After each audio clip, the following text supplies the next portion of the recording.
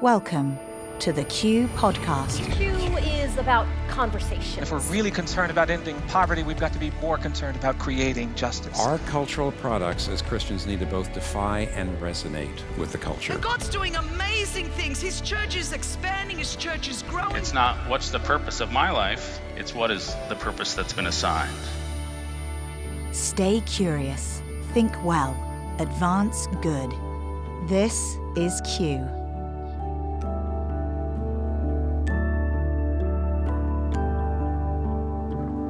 I'm Gabe Lyons. Welcome to another edition of the Q Ideas podcast. I hope you're doing great today, and we are talking about a conversation on the connected life. And these next couple of weeks, I want to talk a little more about the ways in which our relationships with one another and technology are affecting us. And today we're going to focus more on each other and the loneliness epidemic. I know we've all heard those terms. You can almost tire of hearing about it because you're like, okay, I know, I get it already. But what I want to do today is us explore what does it look like for us to start to push beyond just saying we're lonely, but understand attachment theory, understand some of these deeper pieces of the way God's designed us that are so important that if we could understand and grasp them, we'd understand they're not just about our current age. They're not just about 2022. This has been true of human beings for all of time. And I think today you're going to get to understand that better by hearing from Dr. Todd Hall. Dr. Todd Hall is somebody who has his MA and PhD in clinical psychology from Biola University and an MA and doctoral specialization in measurement and psychometrics from UCLA. This guy has done the work, understands the way our brains are functioning, the way we need connection, why we're designed that way, why God designed us that way, and the ways in which that affects our spirituality. His most recent book, The Connected Life, The Art and Science of Relational Spirituality, was written a year ago, but the foreword was by Kurt Thompson. You've heard from Dr. Kurt Thompson on this podcast as well as at our culture summits and other events because he's someone as well that we trust with neuroscience. We also have a Q podcast with Kurt Thompson called Neurofaith, where we talk deeply with other scientists, with other people who are investigating these connections between the way our brains are wired and this whole new world of research and science that we're now just coming to understand about the way our brains are designed and how those affect human relationships, how they affect the way that we think. And so if you enjoy these conversations, check out Neurofaith with Dr. Kurt Thompson and enjoy that. We have a couple seasons out and more on the way. So for now, let's listen in to my conversation with Dr. Todd Hall.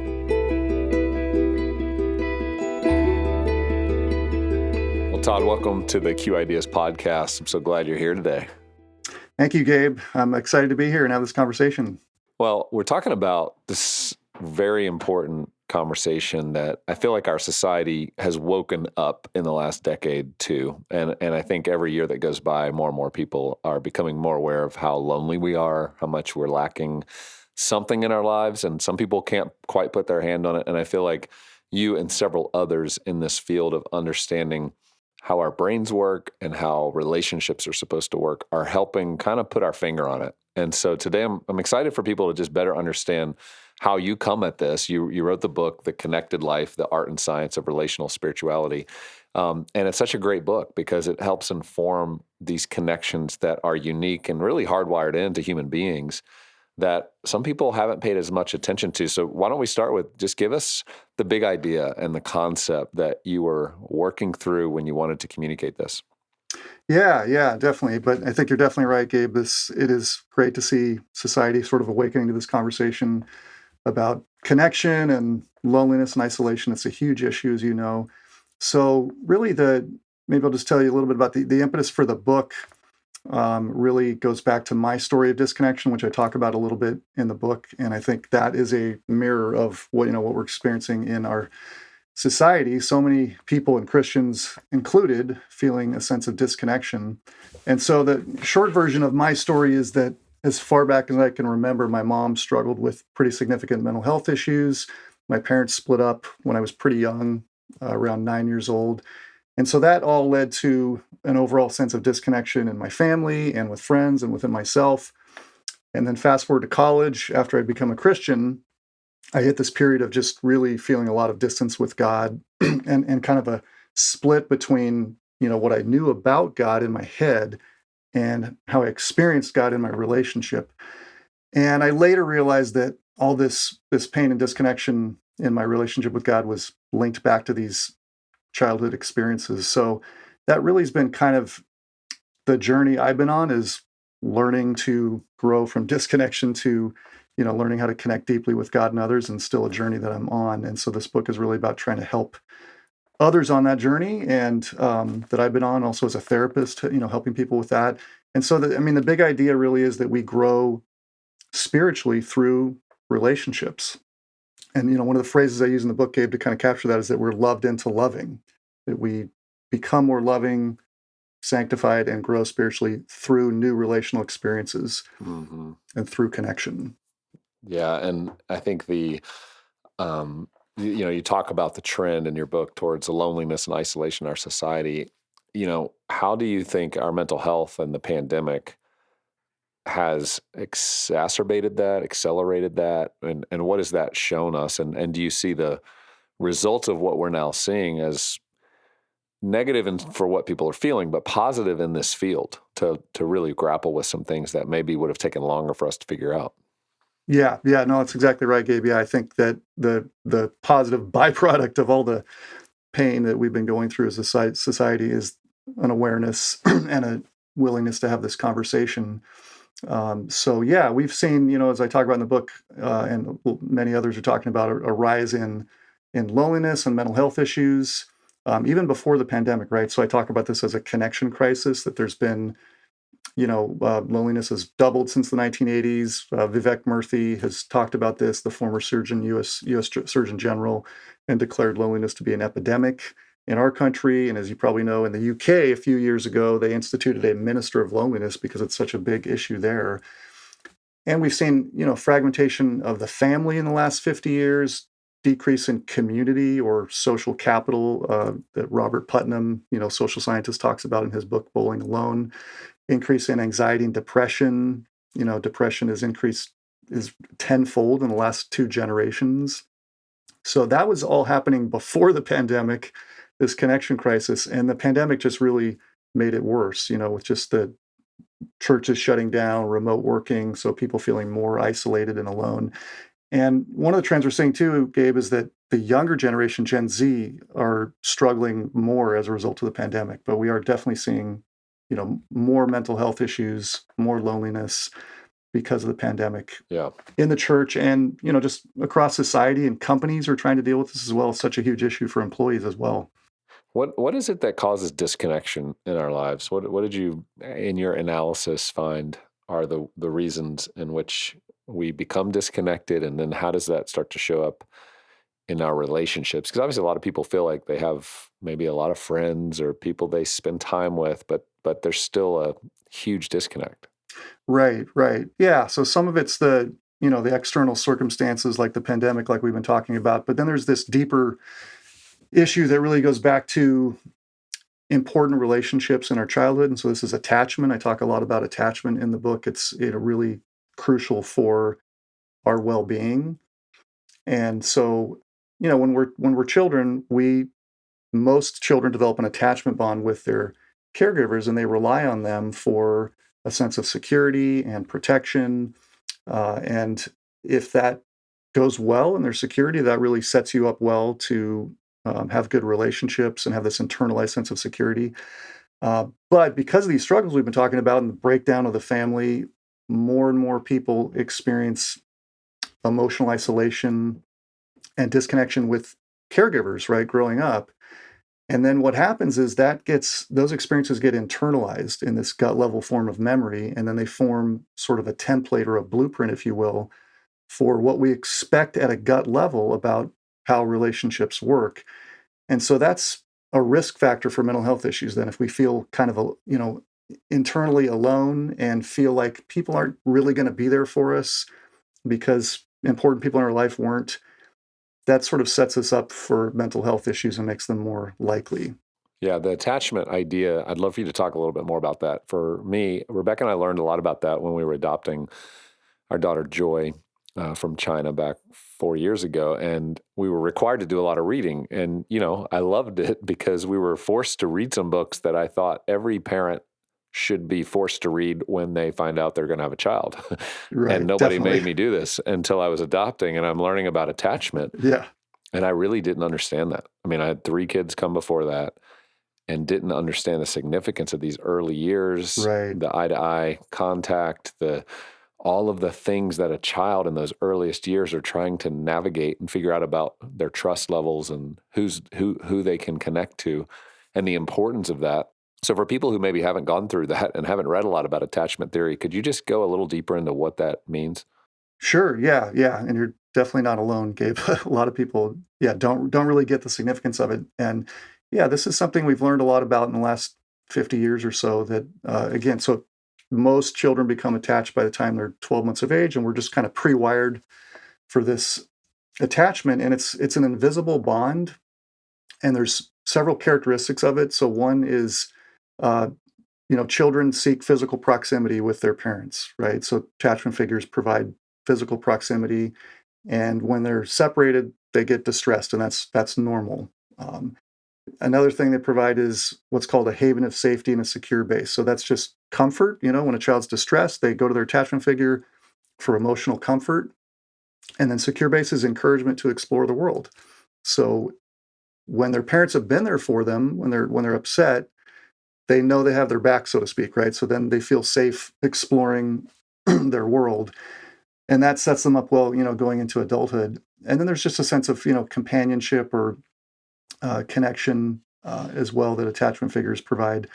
So there's different attachment tendencies, if you will. When it goes well and parents or attachment figures are comforting and empathic and responsive, meaning that they read emotional signals fairly accurately and respond to them in a helpful way, then they provide a sense of felt security, right, for the child. And that, again, like I said, that gets internalized or held in this gut level form of memory, right? So it's just this kind of relational knowledge that, my parents have my back, they're going to be there, everything's going to be okay, right? That kind of feeling that's sort of deep in the background. When that doesn't get provided and parents are instead maybe emotionally unavailable or neglectful or highly anxious themselves or abusive, then an insecure attachment develops. And so the child has to try to maintain the connection. It's sort of a pseudo connection because they still have to rely on their parents, right? So they try to work around the parents, so to speak, and they tend to either become highly anxious, and that's one type of insecure attachment, and they're sort of preoccupied with the parents' whereabouts. Are they going to be there for me this time or not? Or they become really shut down and emotionally disengaged. And so again, this forms a template or blueprint in our minds for how relationships work, including in our relationship with God. And so we carry this into adulthood. Now, it can change, and we can talk more about that, but those early years really are important. Yeah, you keep referencing this gut level understanding. Is that meaning the hardwiring that starts to happen and the neuro? What would be the right term for that? Like what's happening in these connections that we can change, but they're more difficult to change as we get older. Right. Yeah. So gut level, what I'm referring to there is kind of relational knowledge. So it's different than head knowledge, right? Some things we kind of know with ideas, but we have this sort of gut level sense or intuition about how relationships work. and why that's so powerful is because it operates outside of our conscious awareness.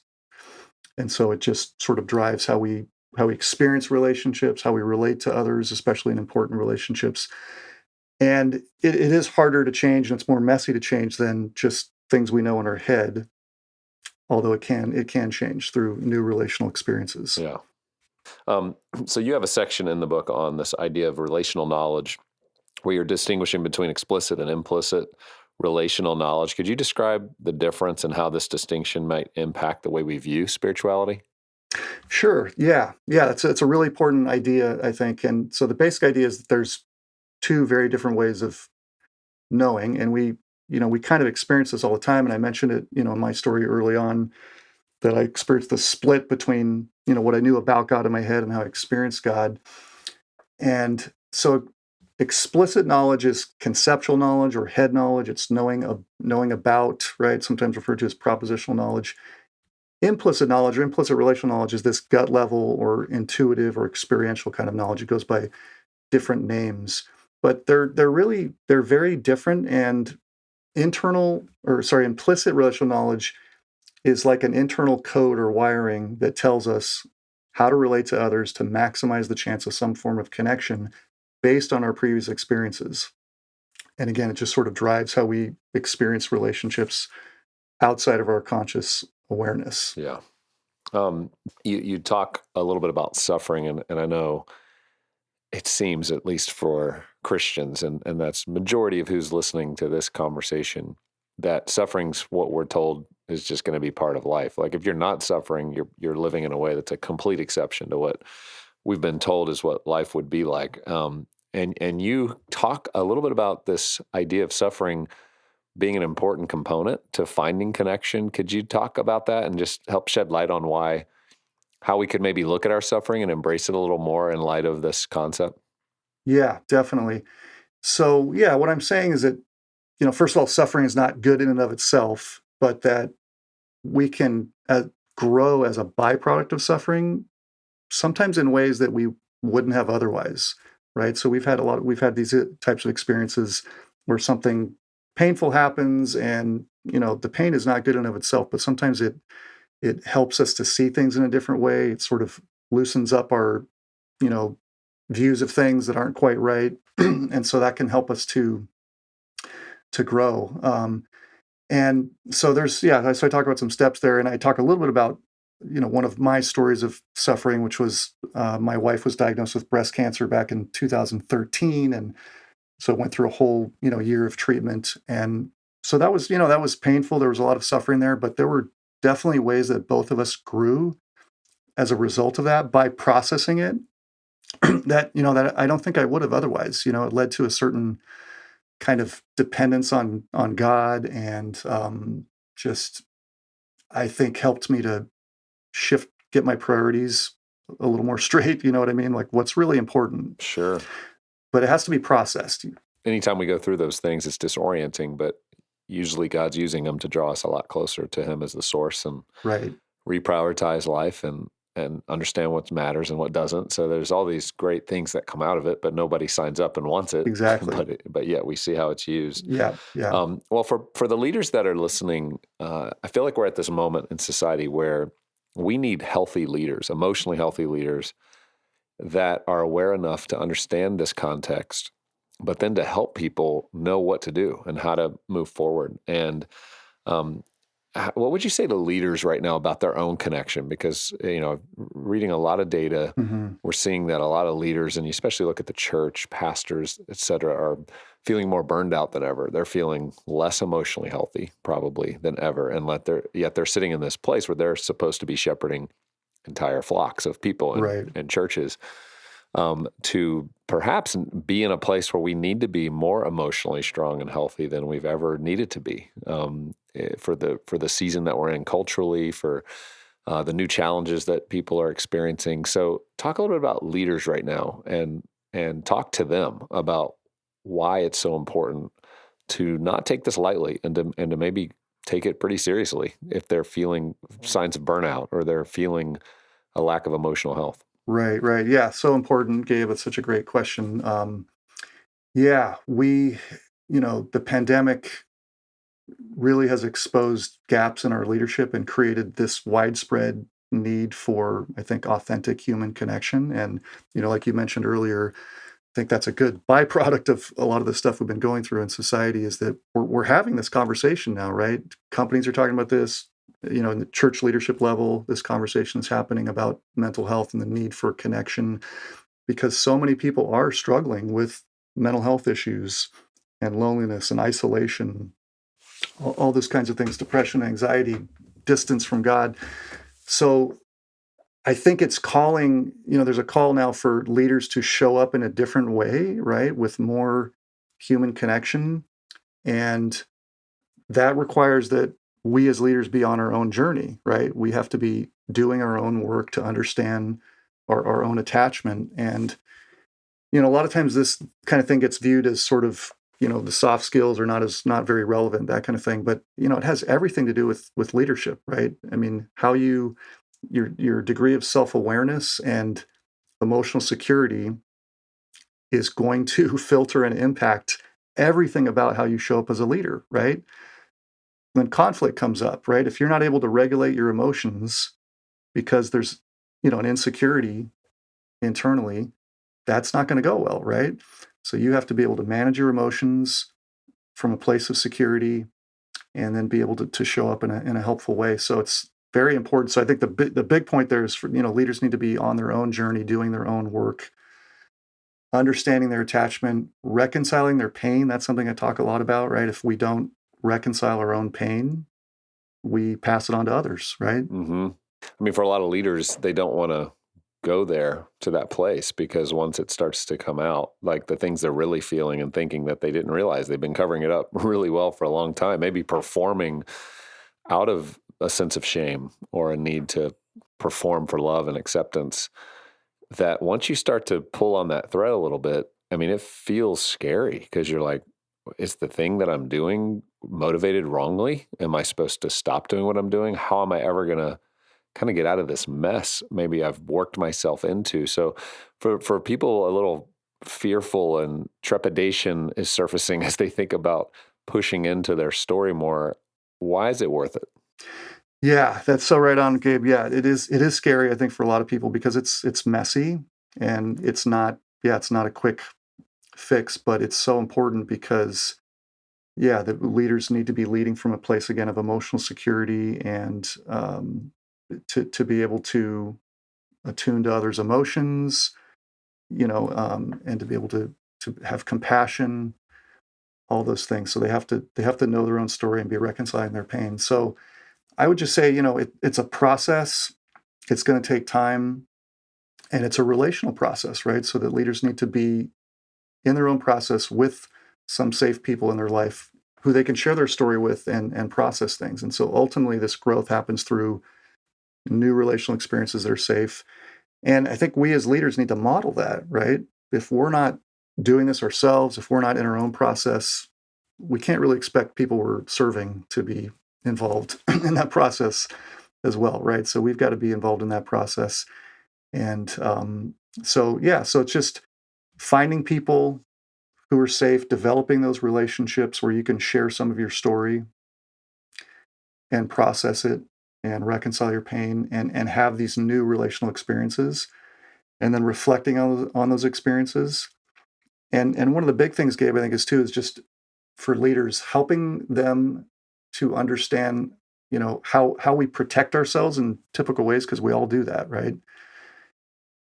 And figure out those patterns, right? And then start to take new small steps to undo that pattern and kind of, create a new cycle, right? Because we all have these cycles where we expect certain things to happen. If I don't do this, people are going to reject me or whatever.